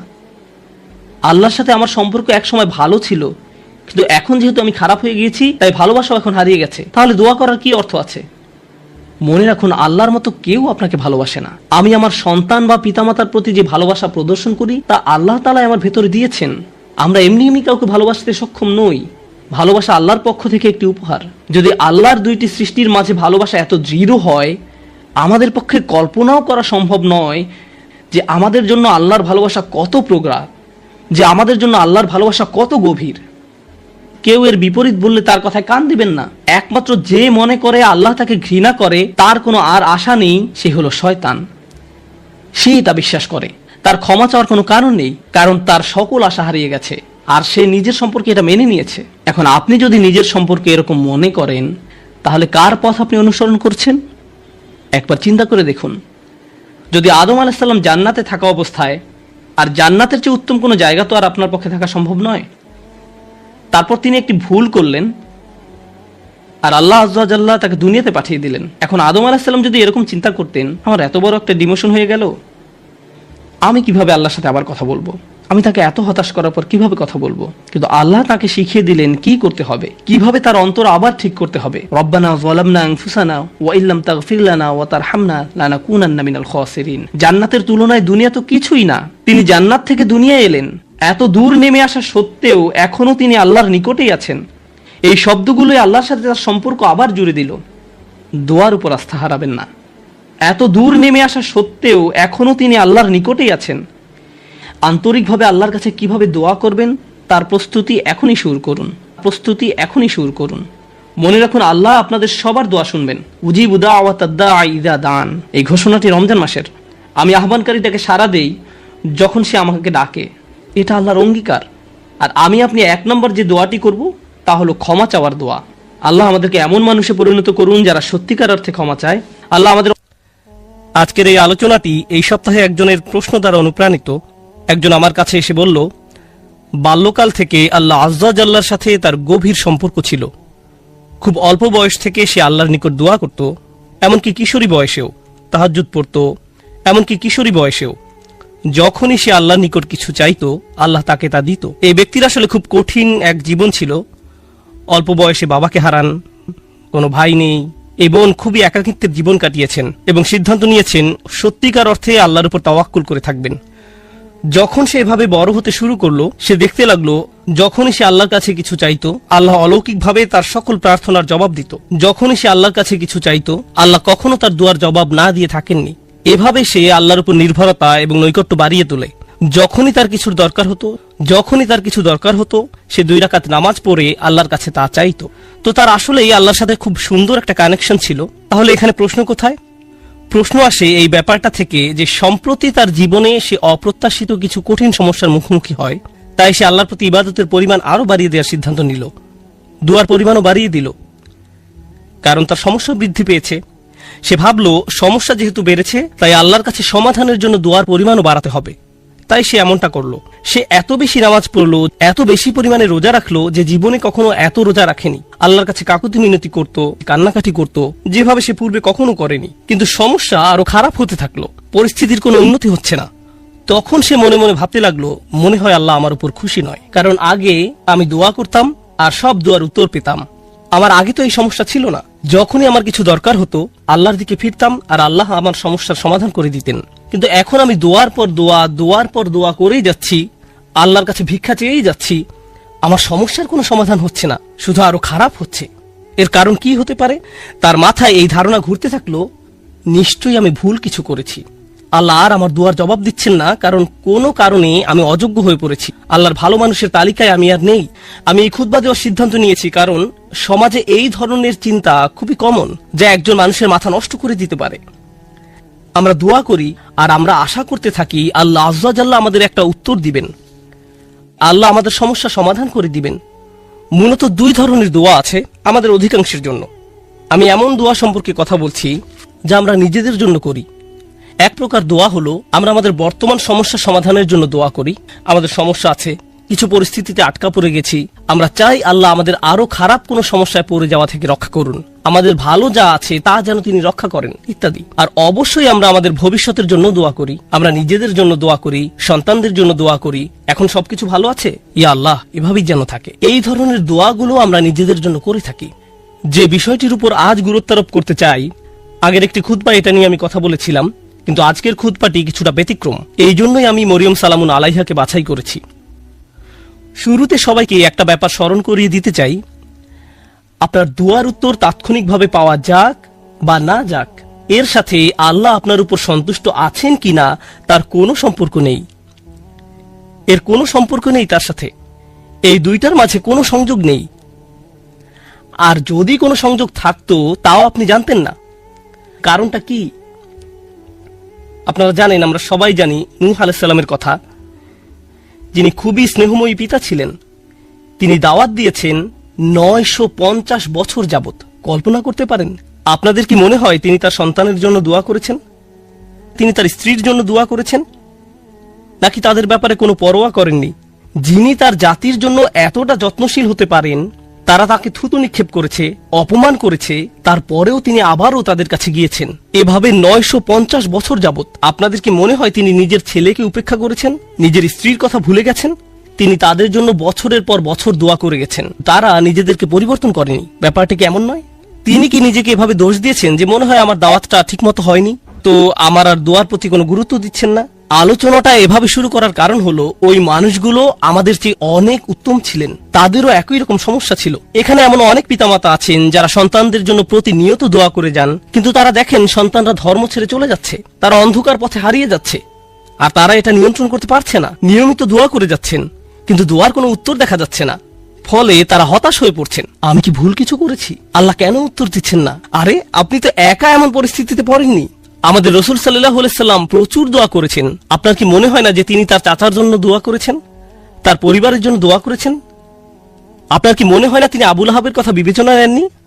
যদি তিনি দোয়া করে থাকেন, তার সকল আবেগপ্রবণ দোয়া সত্ত্বেও আল্লাহ আজ্জা ওয়া জাল্লা তাকে বলছেন, ইন্নাকা লা তাহদি মান আহবাবত। আমাদের মাঝে এমন অনেকেই আছেন, এমন অনেক সন্তানেরা আছেন যারা আশা করেন তাদের পিতামাতা বা বড়রা যদি আরেকটু ভালোভাবে আল্লাহর পথে চলতো। এমন বহু তরুণ তরুণীর সাথে আমার কথা হয়েছে যাদের পিতামাতা ভয়ঙ্কর রকমের পরিষ্কার হারাম ব্যবসায় জড়িত। সন্তানেরা, তাদের ছেলে মেয়েরা তাদের বলছে, প্লিজ এই ব্যবসা থেকে বের হয়ে আসেন, আমি আপনাদের উপর নির্ভরশীল, আর আমি তো এই মুহূর্তে আমার পরিবারের জন্য আয় করার অবস্থানে নেই, কিন্তু আপনারা যা করছেন তা ভুল। তখন সন্তানদের বলা হয়, তোমরা পিতামাতাকে অসম্মান করছো, তোমাদের তো পিতামাতার সাথে তর্ক করা উচিত নয়। এই ক্ষেত্রে ব্যাপারটা সম্পূর্ণ উল্টো, যে সন্তানেরা পিতামাতার হেদায়েতের জন্য দোয়া করছেন, কিন্তু পরিস্থিতির কোনো উন্নতি হচ্ছে না। এর বাহিরেও কারো হয়তো ভয়ঙ্কর অসুস্থতা দেখা দিতে পারে, স্বাস্থ্য সংক্রান্ত চরম দুর্দশাও আসতে পারে, অথবা চাকরি খুঁজে পাচ্ছেন না, অর্থনৈতিক সমস্যায় আক্রান্ত, আর আপনি আল্লাহর কাছে দোয়া করে যাচ্ছেন, মনে মনে বলছেন, আমি তো গত বছর ইতিকাফও করেছি, আমি দোয়া করেই গেছি, সারা রাত সিজদায় পড়েছিলাম, এরপরেও আমার সমস্যা রয়ে গেছে, এরপরেও কোনো সমাধান আসেনি। সবার আগে আমি আপনাদের সবাইকে মনে করিয়ে দিতে চাই যে নবীরা, তাদের সকলেই, আমাদের বহুকাল পূর্বে যারা এসেছিলেন, আল্লাহ অনবরত তাদের দুয়ার কথা কোরআনে উল্লেখ করেছেন, তাদের সমস্যাগুলোর কথাও কোরআনে বারবার উল্লেখ করেছেন। আপনাদের কি মনে হয় না ইয়াকুব আলাইহিস সালাম, যিনি 12 জন সন্তানের পিতা ছিলেন, তিনি তার সব সন্তানের জন্য দোয়া করেছেন? বিশেষ করে ইউসুফ আলাইহিস সালামের জন্য, যখন তিনি ইউসুফকে হারিয়ে ফেলেন, আপনাদের কি মনে হয় না তিনি ইউসুফ আলাইহিস সালামের নিরাপত্তার জন্য দোয়া করেছেন, তিনি যেন তার সুন্দর সন্তানকে আবার দেখতে পান? আমরা জানি তিনি এত বেশি কেঁদেছিলেন যে দৃষ্টিশক্তি হারিয়ে ফেলেছিলেন, অবিয়াদ্দাত আইনাহু, এবং দুঃখে তার চক্ষুদায় সাদা হয়ে গেল। তার এত বছরের দোয়ার কোনো উত্তর পাওয়া গেল না, কিন্তু পরিশেষে উত্তর পাওয়া গেল। আপনাদের কি মনে হয় না যখন মুসা আলাইহিস সালামের মা নিজ ছেলেকে পানিতে ভাসিয়ে দেন, আর দেখতে পাচ্ছেন যে স্রোতের টানে বাক্সটি হারিয়ে যাচ্ছে, বাক্সটি যে কোনো সময় উল্টে যেতে পারে, আর কিভাবে জানেন যে বাক্সটি ওয়াটারপ্রুফ, পানি প্রবেশ করবে না? কিভাবে জানবেন যে এটি পাথরে আঘাত পেয়ে ভেঙে যাবে না? আপনি নদীতে ফেলে দিচ্ছেন একটি বাচ্চাকে, নদীতে। আপনাদের কি মনে হয় না যে মুসার মা আল্লাহর কাছে দোয়া করেছেন? এই দুই দোয়ার ক্ষেত্রে পার্থক্যটা লক্ষ্য করুন। মুসা আলাইহিস সালামের মায়ের ক্ষেত্রে তিনি আল্লাহর কাছে দোয়া করেন, তিনি তার ছেলের সাথে আবার একত্রিত হন ঠিক কয়েক ঘন্টা পর। বাচ্চার পরবর্তী খাওয়ার সময় হওয়ার মধ্যেই সে আবার তার মায়ের দেখা পায়। আর অন্যদিকে ইউসুফ আলাইহিস সালামের ক্ষেত্রে তিনি তার পিতার নিকট থেকে বিচ্ছিন্ন হয়ে পড়েন, কিন্তু বহু বছর যাবত তিনি তার পিতার দেখা পাননি, অনেক অনেক বছর যাবত। আমরা জীবনে সমস্যার মুখোমুখি হব, আর আল্লাহর কাছে দোয়া করার সাথে সাথেই আমাদের সমস্যার সমাধান হয়ে যাবে না। দোয়ার বাস্তবতা বোঝার চেষ্টা করুন। দোয়ার উদ্দেশ্য কি? আমরা প্রায় দোয়াকে তলাবের সাথে গুলিয়ে ফেলি। আরবিতে তলাব মানে কোনো কিছু তালাশ করা, কোনো কিছু দাবি করা, আর দোয়ার আক্ষরিক অর্থ হলো ডাকা, এটাই এর অর্থ। দাউতুকুম মানে আমি তোমাকে ডেকেছি, আমন্ত্রণ জানিয়েছি, এটা হলো দোয়া। আমরা যখন আল্লাহর কাছে দোয়া করি, মাঝে মাঝে আমরা ওই দোয়ার মাধ্যমে আল্লাহর কাছে দাবি জানাচ্ছি, এটা সত্য, আমরা অনুরোধ জানাচ্ছি, কিন্তু আমাদেরকে এই ব্যাপারটা ভুলে গেলে চলবে না যে দিন শেষে আমাদের সব অনুরোধ, সেগুলো হলো আল্লাহর একজন বিনম্র দাস আল্লাহর দিকে ফিরে নিজের সমস্যার সমাধান ভিক্ষা চাচ্ছে। কি সেগুলো? আপনার সমস্যার সমাধান হওয়ার চেয়েও আপনি যে আল্লাহর সাথে যোগাযোগ করছেন, এটাই এখানে সবচেয়ে মূল্যবান বিষয়, এটাই দিন শেষে মূল লক্ষ্য। আপনি যে আল্লাহর সাথে কথাবার্তায় যুক্ত হয়েছেন, এটাই দিন শেষে মূল লক্ষ্য। আল্লাহ আপনার সমস্যা তাৎক্ষণিকভাবে সমাধান করে দেবেন কিনা সেটা ভিন্ন বিষয়। আমি এ সম্পর্কে সংক্ষেপে কিছু কথা শেয়ার করতে চাই, পরে মরিয়ম সালামুন আলাইহা নিয়ে কথা বলবো। কখনো কখনো আপনি এমন কিছু সমস্যার মুখোমুখি হন যে মনের মাঝে প্রশ্ন আসে, আমাকে কেন এই সমস্যার মোকাবেলা করতে হবে? আপনাদেরকে একটা কথা জিজ্ঞেস করি, ইউসুফ আলাইহিস সালাম তো 8-9 বছরের এক বালক ছিলেন মাত্র। শিশু মানে তো নিষ্পাপ। একজন শিশু এমন কি করতে পারে যার জন্য সে কিডন্যাপ হতে পারে? একজন শিশু এমন কি অন্যায় করতে পারে যার কারণে সে কুয়ার মধ্যে নিক্ষিপ্ত হবে? একজন শিশু কি করতে পারে যার কারণে সে দাস হিসেবে বিক্রিত হবে ভিন্ন একটি দেশে? আর তিনি প্রাপ্তবয়স্ক হওয়ার পর কি অন্যায় করেছেন যার কারণে তাকে কারাগারে নিক্ষিপ্ত হতে হবে মিথ্যা একটা অভিযোগে? তিনি তো নিজের অন্যায়ের কারণে জেল খাটেননি, তিনি নির্দোষ ছিলেন, আর তাকে এতগুলো বছর জেলে কাটাতে হয়। তাকে জীবনে এমন সব পরিস্থিতির ভেতর দিয়ে যেতে হয়, অন্য কারো এমন হলে বলতো, ভাই জীবন অন্যায্য, কি বা করার আছে, জীবন অন্যায্য। কিন্তু একজন বিশ্বাসীর ক্ষেত্রে কি হয়? সে শুধু বলে না যে জীবন অন্যায্য, সে বলে আল্লাহ অন্যায্য, নাউজুবিল্লাহ। আর আল্লাহ সূরা ইউসুফে বলছেন, আল্লাহু গালিবুন আলা আমরিহি, আল্লাহ তার সকল কাজের তত্ত্বাবধান করছিলেন। ইউসুফের জন্য যত সিদ্ধান্ত নেওয়া হয়েছিল, আল্লাহ তার সবগুলোতে প্রভাব রেখেছিলেন। কিভাবে? কখনো কখনো আমি আপনি এমন কিছু সমস্যার মুখোমুখি হব, আল্লাহ জানেন ভালো কিছু সামনে আছে। কখনো কখনো ভালো যা কিছু আসছে তা আপনার নিজের জন্য, আবার কখনো বা অন্য কারোর জন্য, কখনো কখনো আপনি জীবিত থাকতেই এর উপকার পাবেন, আর কখনো কখনো এর উপকার আসবে আপনি আল্লাহর কাছে ফিরে যাওয়ার পর। ইউসুফ আলাইহিসসালামের ক্ষেত্রে কি হয়েছিল? একজন পিতা তার সন্তান থেকে বিচ্ছিন্ন হয়ে পড়েন, কিন্তু চিন্তা করে দেখুন, তাকে যদি কিডন্যাপ করা না হতো তাহলে তিনি কুয়ায় নিক্ষিপ্ত হতেন না। তিনি যদি কুয়ায় না পড়তেন তাহলে কোনোদিন মিশরে গিয়ে পৌঁছাতেন না, আর মিশরে কোনোদিন না গেলে তিনি জেলে নিক্ষিপ্ত হতেন না। আর যদি জেলে না যেতেন তাহলে জেলের ওই দুই লোকের সাথে তার কোনোদিন সাক্ষাৎ হতো না যাদের স্বপ্নের তিনি ব্যাখ্যা দিয়েছিলেন। ওই দুই ব্যক্তির সাথে যদি তার কোনোদিন দেখা না হতো, তাদের একজন বেঁচে যায় এবং রাজার খেদমতে নিয়োজিত হয়, আর যখন রাজা একটি স্বপ্ন দেখলেন, ওই ব্যক্তি তাহলে কোনোদিন বলতেন না যে হ্যাঁ, আমি এক লোকের কথা জানি যে আপনার স্বপ্নের ব্যাখ্যায় সাহায্য করতে পারবে। স্বপ্নটা কি ছিল? দেশে 7 বছর হবে প্রাচুর্যের, আর পরবর্তী 7 বছর দেশে কোনো ফসল ফলবে না, কোনো উৎপাদন হবে না, মানুষ দুর্ভিক্ষে মারা যাবে। যদি ইউসুফ জেলে না যেতেন আলাইহিস সালাম এবং তাকে মুক্তি দেওয়া না হতো ওই স্বপ্নের ব্যাখ্যা করার জন্য সেই সময়, তাহলে দেশ অর্থনৈতিক, ফাইন্যান্সিয়াল এবং সামাজিক এক দুর্যোগে পতিত হতো। লক্ষ লক্ষ শিশু দুর্ভিক্ষে মারা যেত। একজন শিশু কষ্ট স্বীকার করলো কয়েক বছরের জন্য, এক শিশুর কষ্ট স্বীকারের ফলে আল্লাহর পরিকল্পনা ছিল অগণিত পরিবারকে অনাহারে সন্তান হারানোর বেদনা থেকে রক্ষা করবেন। এই পরিকল্পনার কারণে ইউসুফ আলাইহিস সালাম জেল থেকে ফিরে এসে স্বপ্নের ব্যাখ্যা করলেন এবং অর্থ মন্ত্রণালয়ের দায়িত্ব নিলেন। আমার এক বন্ধুর নাম হয়তো আপনারা শুনে থাকবেন, তার নাম রবার্ট ডেভিলা। আমি ওই বোনকে তার সম্পর্কে জিজ্ঞেস করেছিলাম। সে বলল সে তার কথা শুনেছে। সে তার শরীরের কোনো অংশ নাড়াতে পারে না, শুধু মুখমণ্ডল ছাড়া। সে কি এমন অন্যায় করেছে যার কারণে এমন পরিস্থিতি? কিছুই না। কিন্তু কত মানুষ ইসলাম গ্রহণ করেছে তার এই অক্ষমতার দরুন। কত শত মানুষ এই ঘটনার কথা শুনে আল্লাহর পথে ফিরে এসেছে। কত শত মানুষ আল্লাহর প্রতি অকৃতজ্ঞ ছিল, যদিও তারা মুসলিম ছিল, কিন্তু নামে মাত্র মুসলিম ছিল, এবং সিদ্ধান্ত নিল যে আল্লাহর কাছে আত্মসমর্পণ করবে। কারণ ওই মানুষটি একটি বিছানায় শুয়ে আছে, তার কষ্ট, দুর্ভোগ লক্ষ লক্ষ মানুষের জন্য হেদায়েতের কারণে পরিণত হলো। বুঝতে পারছেন? কখনো কখনো আমি আপনি কষ্টকর অবস্থায় পতিত হই, যা আসলে খুবই সামান্য, এমন অসংখ্য কল্যাণ আর এমন অসংখ্য উপকারের জন্য, যা হয় এখন আমার কাছে আসবে, নতুবা আল্লাহর কাছে ফেরত যাওয়ার পর আমি এর উপকার ভোগ করব। সুতরাং আমাদের দোয়া কোনো কিছু অর্ডার করার মতো নয়। যখন ওই বোন আমাকে তার সমস্যার কথা বলছিল, সাথে সাথে আমার মরিয়ম সালামুন আলাইহার কথা মনে পড়ল। কারণ মরিয়ম সালামুন আলাইহার ক্ষেত্রে এমনকি ছোট বয়সেও তার জন্ম আশ্চর্যজনক। তার জন্মের কথা কোরআনে উল্লেখ করা হয়েছে। খুব বেশি সংখ্যক মানুষের জন্মের কথা কোরআনে উল্লেখ করা হয়নি। মা একটি ছেলে সন্তান আশা করেছিলেন, কিন্তু তার একটি মেয়ের জন্ম হলো। আর আল্লাহ বলেন, ওয়ালাইসা যাকারু কাল উনসা, যার অনেকগুলো গভীর অর্থ রয়েছে। আমি এখন শুধু একটি অর্থ হাইলাইট করছি। এই মেয়েটি অন্য কোনো ছেলের মতো নয়, এই মেয়েটি স্পেশাল। প্রসঙ্গত, দয়া করে এই কথাগুলো মনে রাখবেন। পরের বার আপনাদের কেউ যদি সন্তান সম্ভবা হয়ে থাকেন, আপনি আশা করছেন, আপনার মা আশা করছে, আপনার চাচাতো খালাতো ভাই বোনেরা আশা করছে একটি ছেলে শিশুর জন্ম হবে, কিন্তু একটি মেয়ের জন্ম হলো, তখন মনে রাখবেন আল্লাহ মরিয়ম সালামুন আলাইহার জন্মের মতো কারো জন্মের কথা এভাবে হাইলাইট করেননি। মেয়ে সন্তান পাওয়া সম্মানের, মেয়ে সন্তান পাওয়া আল্লাহর একটি উপহার। মেয়ের জন্ম হলে অসন্তুষ্ট হওয়া আসলে মুশরিকদের বৈশিষ্ট্য। আল্লাহ মুশরিকদের সম্পর্কে বলেন, যল্লা ওয়াজহুহু মুসওয়াদ্দান ওয়া হুয়া কাযীম, তাদের কাউকে যখন কন্যা সন্তানের সুসংবাদ দেওয়া হয় তখন তার মুখ কালো হয়ে যায়, সে অন্তর্জ্বালায় পুড়তে থাকে। মেয়ে সন্তান পাওয়া আল্লাহর পক্ষ থেকে আশীর্বাদ এবং সম্মান। মেয়ের জন্ম হলে যদি অসন্তুষ্ট হয়ে পড়েন, তাহলে আপনি শুধু আল্লাহর উপহারেরই অসম্মান করছেন না, আপনি কোরআনের আয়াতকেও অসম্মান করছেন। এই কথাগুলো মনে রাখবেন। এই শিশুর জন্ম হলো, তাকে আসলে বিশেষ একটি জায়গা দেওয়া হলো।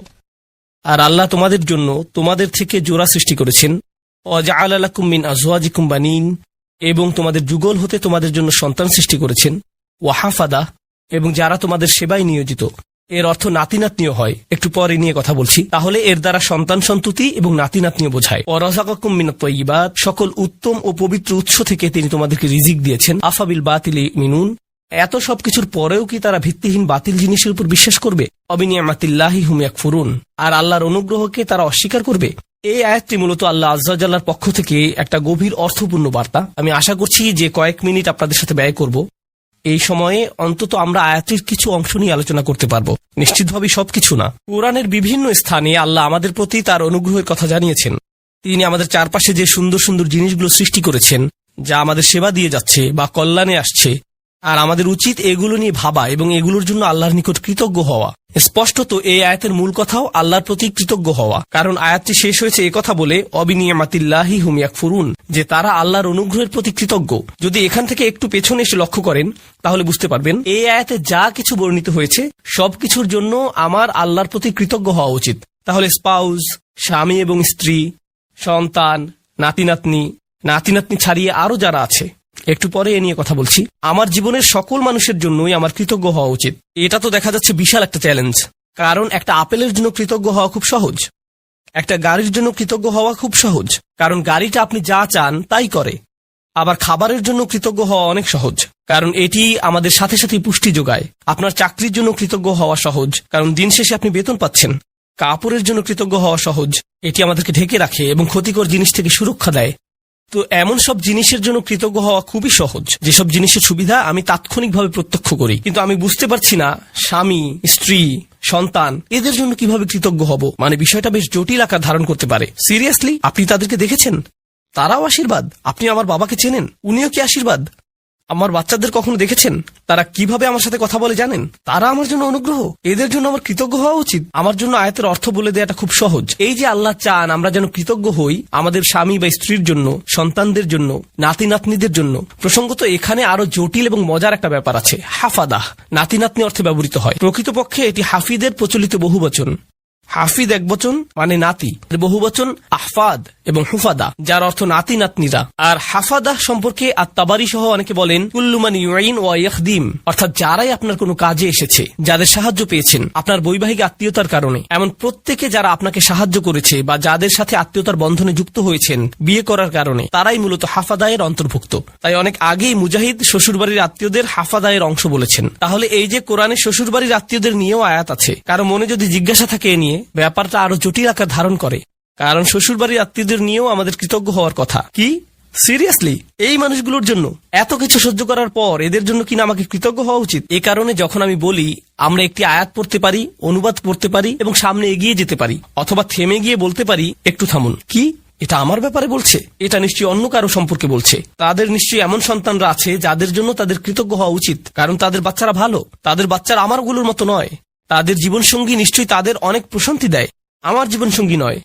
আমারগুলো কেবল আমাকে দুশ্চিন্তা এবং কষ্ট দেয় আর তর্ক করে। তাদের কাছ থেকে শুধু এটাই পাই। তারা তো আমাকে কৃতজ্ঞ হওয়ার কোনো কারণই দেয় না। ওরা সহজে কৃতজ্ঞ হতে পারে কারণ ওরা আল্লাহর নিয়ামত পেয়েছে, কিন্তু আমার পক্ষে তো এই পরিবারের জন্য কৃতজ্ঞ হওয়া সম্ভব না। আমার জীবনে তো তাদের মতো শান্তি নেই। আল্লাহ এখানে এরকম কোনো ব্যতিক্রম তৈরি করেননি। প্রসঙ্গত তোমাদের যাদের ভালো সন্তান, ভালো নাতি নাতনি, চমৎকার শ্বশুরবাড়ি এবং অসাধারণ স্ত্রী আছে, তাদের উচিত কৃতজ্ঞ হওয়া। বাকিরা অনলাইনে অভিযোগ করতে পারো আর এই নিয়ে মিম বানাতে পারো। না, এভাবে কোনো পার্থক্য করা হয়নি। এটা সবার জন্য বলা হয়েছে। আমরা যদি ব্যাপারটা নিয়ে আরেকটু গভীরভাবে চিন্তা করি, নবীদের জীবনী অধ্যয়ন করলে আমরা দেখব অনেক নবীদের স্ত্রীরাই তাদেরকে কষ্ট দিয়েছেন। যেমন নূহ আলাইহিসসালাম, লূত আলাইহিসসালাম। কিছু নবীদের সন্তানেরা তাদের কষ্ট দিয়েছেন, যেমন নূহ আলাইহিসসালাম, ইয়াকুব আলাইহিসসালাম। তাদের সন্তানেরা কষ্ট দিয়েছেন। ইব্রাহিম আলাইহিসসালাম আশঙ্কায় ছিলেন যে তার নাতিরা বা ভবিষ্যৎ প্রজন্ম শিরকে লিপ্ত হবে, আর এটাই সত্য হয়েছিল ইব্রাহিম আলাইহিসসালামের বংশধরদের নিকট থেকে।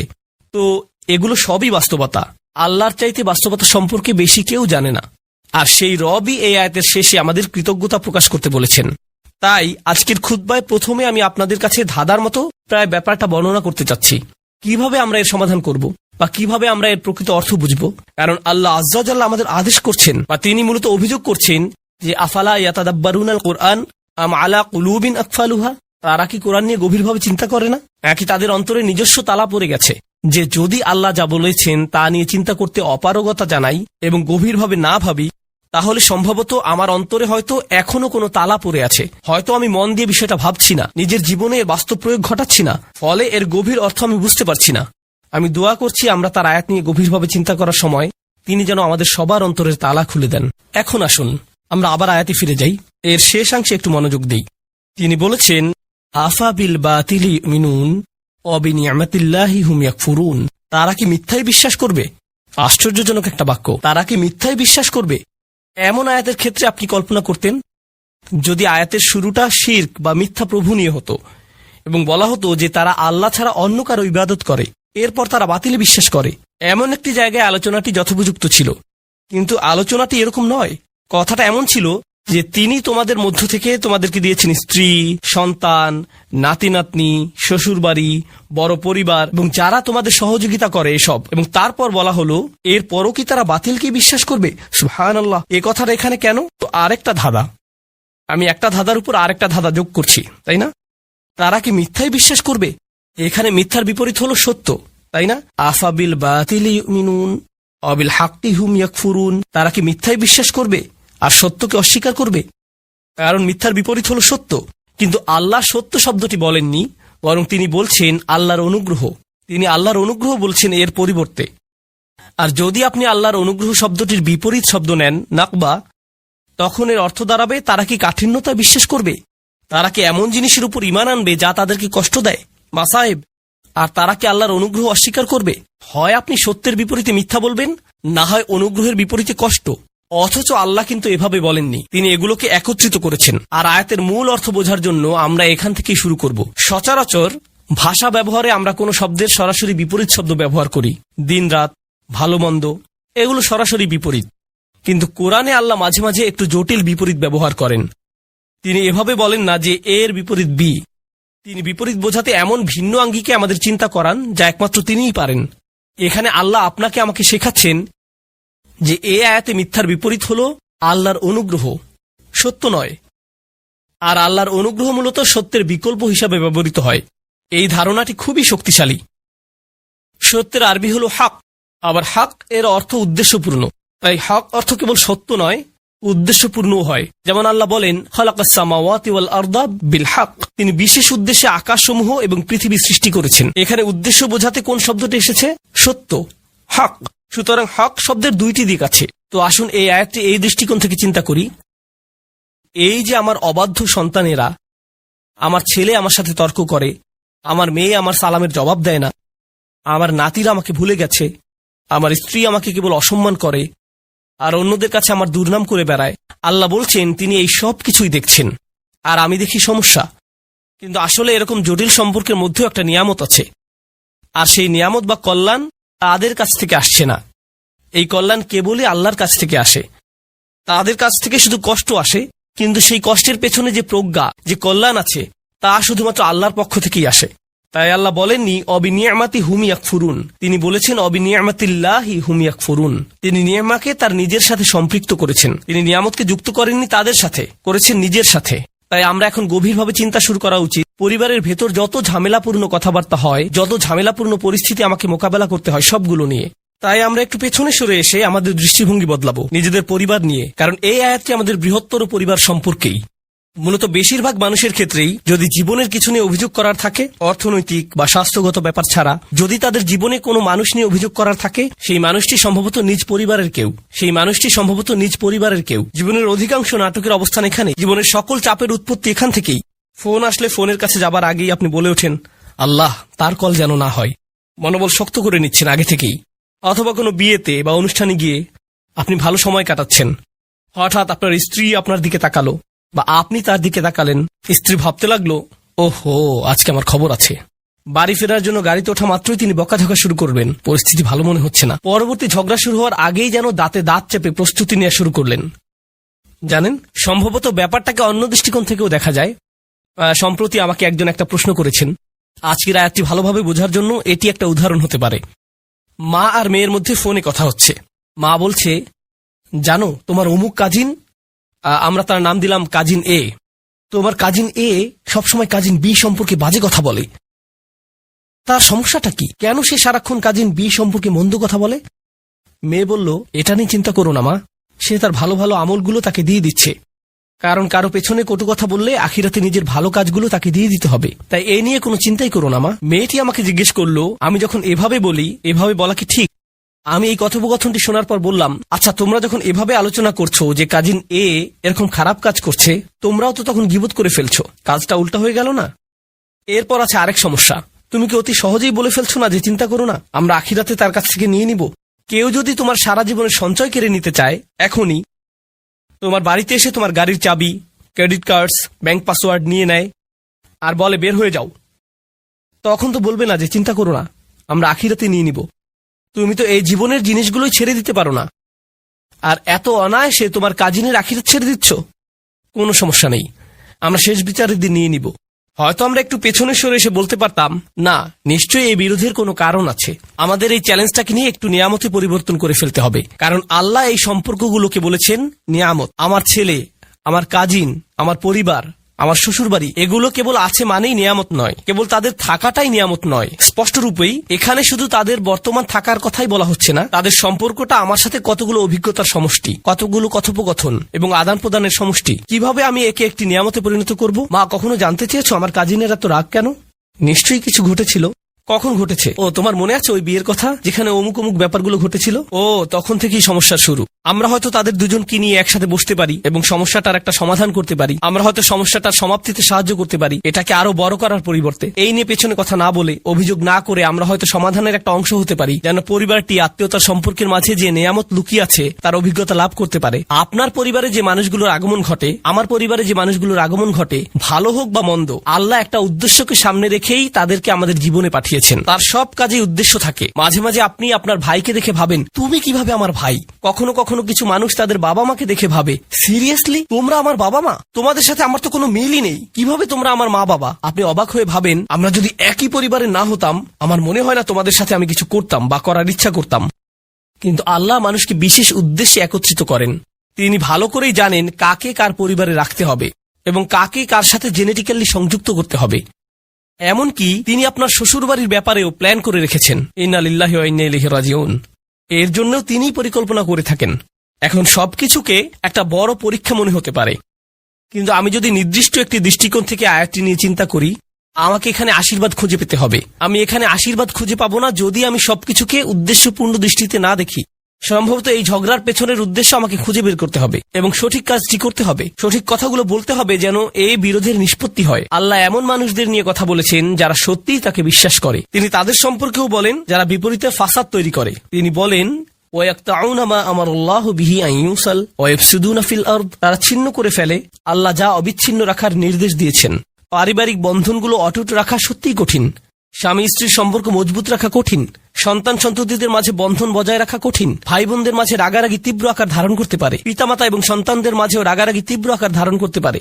আপনার নিজের পরিবার এবং শ্বশুরবাড়ির মাঝে মতবিরোধ প্রচন্ড খারাপ হয়ে পড়তে পারে। ওইগুলো ছোটখাটো মতবিরোধ নয়, কিন্তু এই সকল মতবিরোধের প্রতি আমি যদি উদ্দেশ্যপূর্ণ দৃষ্টিতে তাকাই, জানেন আমি কি করব? আমি কোনো না কোনো ভাবে এটাকে আশীর্বাদে পরিণত করব। আমি এই ঝগড়া সমাধানের একটা উপায় খুঁজে বের করব। আমি এই নিয়ে আলোচনা চালিয়ে যাওয়ার একটা উপায় খুঁজে বের করব। আল্লাহ আমাদের নবীদেরকে এমন সব কঠিন পরিস্থিতিতে ফেলেন, কিন্তু তবুও তারা এতে আল্লাহর নিয়ামত খুঁজে পান, কারণ তারা সবকিছুর দিকে উদ্দেশ্যপূর্ণ দৃষ্টিতে তাকান। তো এটাই আমাদের প্রথম শিক্ষা, আবিনিয়ামাতিল্লাহি হুম ইয়াকফুরুন। এই কৃতজ্ঞতা হলো আল্লাহর সাথে আমাদের সম্পর্ক তৈরির প্রথম পদক্ষেপ। আমরা যদি আমাদের লক্ষ্যে পৌঁছাতে চাই, আমাকে আমার নিজের সাথে, আপনাকে আপনার নিজের সাথে আলোচনা করতে হবে যে কোন কোন জিনিসের জন্য আমরা আল্লাহর প্রতি কৃতজ্ঞতা প্রকাশ করব। আনিশকুরুলিল্লাহ। মুসা আলাইহিস সালাম একটি ভ্রমণের উদ্দেশ্যে যাত্রা করেন, কারণ আল্লাহ তাকে একজনের কাছ থেকে শিক্ষা গ্রহণের আদেশ করেন। কোরআনের বাইরে তার নাম পাওয়া যায়, আর তা হলো খাজির বা খিজির, কিন্তু কোরআনে তার নাম উল্লেখ করা হয়নি। কোরআনে তাকে উল্লেখ করা হয়েছে আবদাম মিন ইবাদিনা, অর্থাৎ আমার বান্দাদের মধ্যে একজন বান্দা। অতীতে বহু নবীর আগমন ঘটেছে, যেমন বনী ইসরায়েলদের একটি ঘটনা ইঙ্গিত করে কোরআনে বলা হয়েছে, ইয ক্বালু লিনাবিয়্যিল্লাহুম ইবআস লানা মালিকান, যখন তারা বলেছে নিজেদের নবীর কাছে যে আমাদের জন্য একজন বাদশা নির্ধারণ করে দেন। বাইবেলে উল্লেখ আছে তারা এটা তাদের নবী সামাইল আলাইহিস সালামের কাছে বলেছিলেন, কিন্তু কোরআনে তার নাম উল্লেখ করা হয়নি। সুতরাং কখনো কখনো আল্লাহ নাম উল্লেখ করেন, আবার কখনো কখনো করেন না। আমাদের প্রায় সকল আলেমদের মতে লোকমান নবী ছিলেন না, তাকে নবী হিসেবে বিবেচনা করা হয় না, তথাপি তার নাম উল্লেখ করা হয়েছে কোরআনে। প্রথমে যে বিষয়টি এখানে লক্ষণীয় তা হলো আল্লাহ এই ব্যক্তির নাম উল্লেখ করার মাধ্যমে তাকে বিশেষ মর্যাদা দিয়েছেন। রাসূলুল্লাহ সাল্লাল্লাহু আলাইহি সাল্লামের জীবনে এমন অনেক ঘটনা রয়েছে যেখানে আল্লাহ কোনো কোনো ক্ষেত্রে সাহাবীদের নাম উল্লেখ না করেই ওই ঘটনার বর্ণনা দিয়েছেন। আবু বকর রাদিয়াল্লাহু তাআলা আনহুর নাম উল্লেখ করা হয়নি, আল্লাহ শুধু বলেছেন ইয ইয়াকুলু লিসাহিবিহি লা তাহজান, যখন তিনি আপন সঙ্গীকে বললেন বিষণ্ণ হয়ো না। আল্লাহ এভাবে বলেননি যে যখন তিনি আবু বকরকে বললেন লা তাহজান, কারো নাম উল্লেখ করার মাধ্যমে আল্লাহর পক্ষ থেকে তাদের বিশেষ মর্যাদা প্রদান করা হয়। হযরত লুকমানকে কোরআনে এমনই একটি বিশেষ মর্যাদা দেয়া হয়েছে। আমি আরেকটি বিষয় সবার দৃষ্টি আকর্ষণ করতে চাই। কোরআনের এই অংশে আল্লাহ আমাদের যে শিক্ষা প্রদান করেছেন তাকে হালকাভাবে নেওয়া যাবে না। এই ঘটনাগুলো ইতিহাসের এমন সব মুহূর্ত যা কোনো ঐতিহাসিকের পক্ষে লিপিবদ্ধ করা সম্ভব নয়। এই অনুচ্ছেদে যে ঘটনাটির বর্ণনা দেওয়া হয়েছে তা হলো একজন পিতা এবং তার সন্তানের মাঝে কথোপকথন। তো এই কথোপকথন হয়তো তাদের বাড়ির নির্জন পরিবেশে হয়েছে, অথবা তারা যখন একত্রে কোথাও ভ্রমণে বের হয়েছিলেন, বা একত্রে কোনো কাজ করার সময় তাদের আশেপাশে কেউ ছিল না, তখন কোনো রেকর্ডিং ডিভাইসও ছিল না। কত বিলিয়ন ট্রিলিয়ন সময় পিতামাতা তাদের বাচ্চাদের সাথে কথা বলেন, এমন ঘটনা প্রতিদিন ঘটে। এটা আমাদের জীবনের অংশ। তথাপি এই একটি আলোচনাকে আল্লাহ এত গুরুত্ব দিলেন যে মানব জাতি এই কথোপকথন থেকে কিয়ামত পর্যন্ত হিদায়াত পেতে থাকবে। তাই তিনি এই কথোপকথনকে কোরআনের অংশ করে দিলেন। এটা একটা বিরাট ব্যাপার। আল্লাহ এমন একজনকে সেলিব্রিটি বানিয়ে দিলেন যার সম্পর্কে অন্য কোনোভাবে জানা সম্ভব ছিল না। আল্লাহ এই কথোপকথনটিকে চিরস্থায়ী বানিয়ে দিলেন, অন্যথায় এই সম্পর্কে জানা আমাদের পক্ষে সম্ভব ছিল না। কোরআন থেকে যখন আমরা কিছু শিখবো বা জানবো, আমাদের একটু পেছনে সরে এসে প্রথমে এটার তারিফ করা উচিত, উপলব্ধি করা উচিত যে আল্লাহ আমাদের কত বড় উপকার করেছেন। ওয়ায়ুআল্লিমুকুম মা লাম তাকুনু তা'লামুন, আর তোমাদের শিক্ষা দেবেন এমন বিষয় যা কখনো তোমরা জানতে না। আল্লাহ কোরআনে বিষয়টা উল্লেখ না করলে অন্য কোনোভাবে এই জ্ঞান এবং প্রজ্ঞা সম্পর্কে আমাদের জানার উপায় ছিল না। আল্লাহ লুকমান সম্পর্কে কি বলেছেন? আল্লাহ বলেন, ওয়ালাকাদ আতাইনা লুকমান আল হিকমা, আমি লুকমানকে প্রজ্ঞা দান করেছি। এই আয়াতের কিছু অংশ আমি সংক্ষেপে ব্যাখ্যা করব, আর কিছু অংশ বিস্তারিত ব্যাখ্যা করব। একটি বা দুইটি প্রসঙ্গ নিয়ে কথা বলবো। যদি সম্পূর্ণ আয়াত নিয়ে কথা বলতে যাই তাহলে আমাদেরকে এখানে অনেক বেশি সময় থাকতে হবে। যাই হোক, আল্লাহ বলেছেন তিনি তাকে প্রজ্ঞা দান করেছেন। আরবি ভাষায় প্রজ্ঞা বলতে আসলে কি বোঝায়? আল ইলমুন নাফিউন ওয়াল আমালু বিহি, অর্থাৎ এমন উপকারী জ্ঞান যা অনুযায়ী কাজ করা হয়। তাই আপনার অনেক জ্ঞান থাকার মানে এই নয় যে আপনার অনেক প্রজ্ঞাও রয়েছে। এর মানে হলো আপনার অনেক ইলম রয়েছে, প্রজ্ঞা নয়। প্রজ্ঞা বলতে আসলে অন্য কিছু বোঝায়। প্রজ্ঞা বলতে এটাও বোঝায় না যে আপনি যখন অনেক কবিতার উদ্ধৃতি দিতে পারেন বা এমন জ্ঞানগর্ভ কথা বলেন যা শুনে লোকজন বলে উঠে বাহ। ক্লাসিক্যাল আরবির সংজ্ঞা অনুযায়ী হিকমা বলতে এটা বোঝায় না। হিকমা বা প্রজ্ঞা হলো সত্যটাকে গভীরভাবে জানা এবং সে অনুযায়ী জীবনযাপন করা। অতীতের মানুষ হিকমা বলতে এটাই বুঝতেন। ইমাম শাফি রহমতুল্লাহ আলাই, ওয়ায়ুআল্লিমুহুমুল কিতাব ওয়াল হিকমা, তিনি তাদেরকে বই এবং হিকমা শিক্ষাদান করেছেন।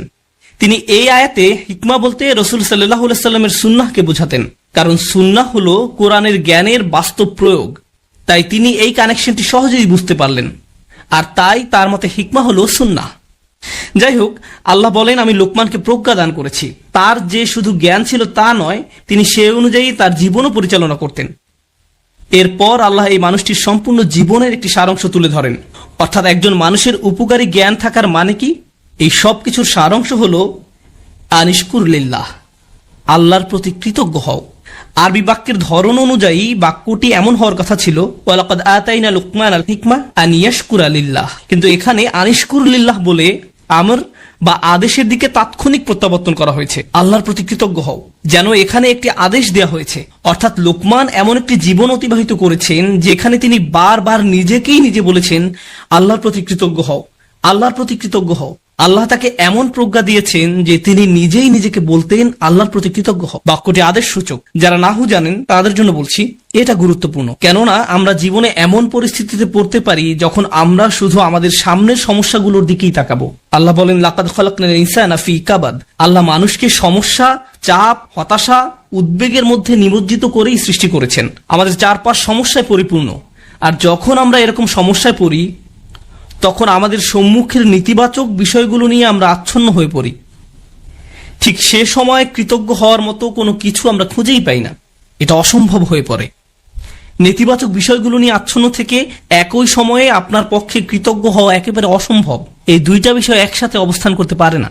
আপনি কেবল তখনই কৃতজ্ঞ হন যখন আপনার জীবনে ভালো কিছু ঘটে, বা আপনি বুঝতে পারছেন যে ভালো কিছু ঘটতে যাচ্ছে। যেমন কেউ কিছু উপহার দিলে বলেন ধন্যবাদ, সহজ বিষয়, কঠিন কিছু না। তো লুকমান আলাইহিস সালাম সবসময় নিজেকে এভাবে বুঝাতেন যে আমার চারপাশের পরিবেশ পরিস্থিতি যাই হোক না কেন, আমাকে আমার জীবনের দিকে তাকিয়ে দেখতে হবে এই মুহূর্তে আমি কোন জিনিসের জন্য কৃতজ্ঞ থাকব।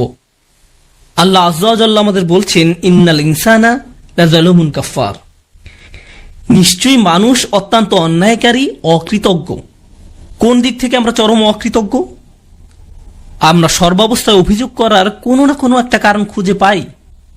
সব সময় কেউ যদি জিজ্ঞেস করে ভাই কি নিয়ে চিন্তা করছেন এখন, না না ভাই, কিছু নিয়ে চিন্তা করছি না, সব ঠিক আছে। আর সমস্যা নেই, আপনি আমাকে বলতে পারেন। ঠিক আছে, শোনো তাহলে, বর্তমানে আমি অমুক অমুক অমুক অমুক সমস্যা জর্জরিত।